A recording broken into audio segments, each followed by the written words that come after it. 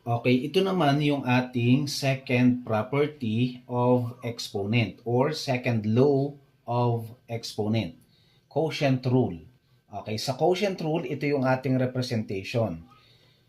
If x raised to m divided by x raised to n equals, okay, since as we can see, ang ating base ay parehas lang, kinopya natin yung base x. Then, what will happen to our exponent? Yung m at saka n, ang ating exponent, susubtrakin pala yon. Okay, yung nasa taas, minus yung nasa baba. So, ibig sabihin, m minus n. Ito yung ating representation. Next, proceed tayo sa examples. Okay, number 1. X raised to 5 over x squared. Okay, anong ating base variable? X. Then, we have 5 minus 2. Ang sagot ay 3. Therefore, the final answer is x cubed. Next, given number 2. P raised to 10 over P squared. Tatandaan na ang over at saka division ay iisa lang.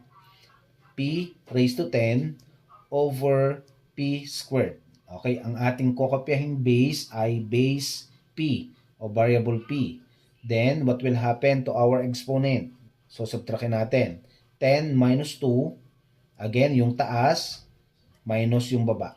Okay, 10 minus 2 is 8.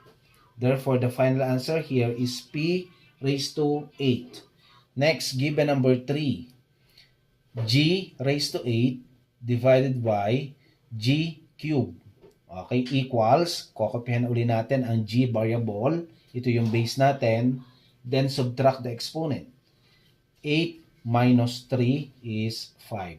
Therefore, the final answer here is G raised to 5. Next, given number 4. S raised to 12 over S squared. Ang variable natin ditong base ay S.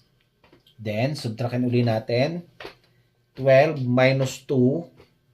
12 minus 2 is 10. Therefore, the final answer here is S raised to 10. Okay, now, sa given number 5, R raised to 9 divided by or over R cubed. Sagutan nyo naman, pakilagay ang sagot sa comment section.